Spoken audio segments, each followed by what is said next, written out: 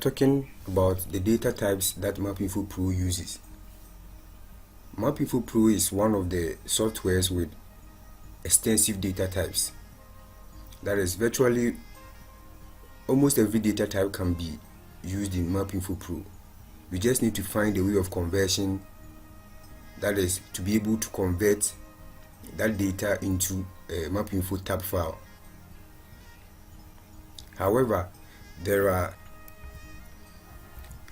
we have the Microsoft Access. If you have a data that you want to work a project with, that is in Microsoft Access, you can convert that one to MapInfo Pro.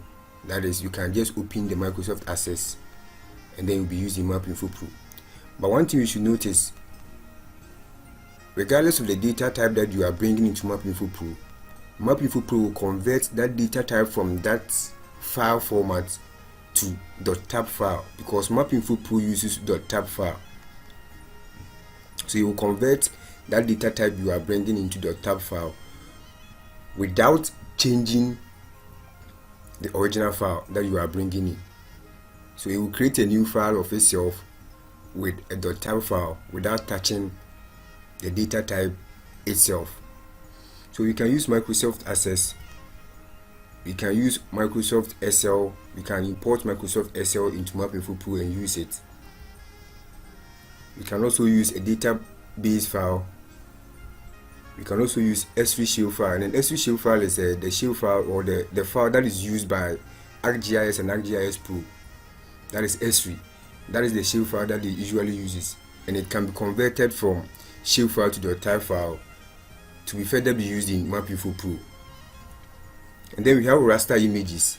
Raster Images are images such as well, and that will be learned either in this course or in a sequel to this course. We can also use grid images. Grid images are the file format where a file has been divided into various grids, with each grid having its own attributes. And this is usually used in software such as Surfer for 3D modeling and then contour making. If you have a grid image, it can also be used in MapInfo Pro. And then we have Ascii delimited test. It is virtually like a comma delimited test. The Ascii stands for American Standard Code for Information Interchange. If you have that format too, it can also be used in MapInfo Pro. And we have the Lotus 123, which was developed by IBM.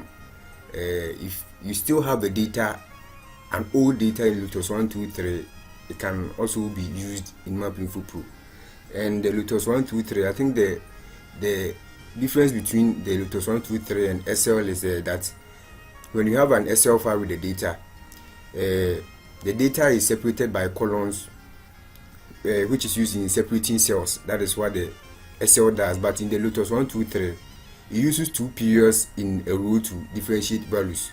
That is what the Lotus 123 does. And then when you have remote databases also, it can be used in MapInfo Pro. That is Oracle, SQL Server, and PostGIS. It can also be used. And workspaces. If you have any workspace that you are working in, whether in AutoCAD, if and only if it's a workspace, it can be brought into MapInfo Pro and be used. And then we have comma delimited CSV files that can also be used in MapInfo Pro. And then geo packages. And when you have a .tab file already, which MapInfo Pro uses, if you already have that file, you can also be brought into MapInfo Pro and be used. So these are the data types that can be used.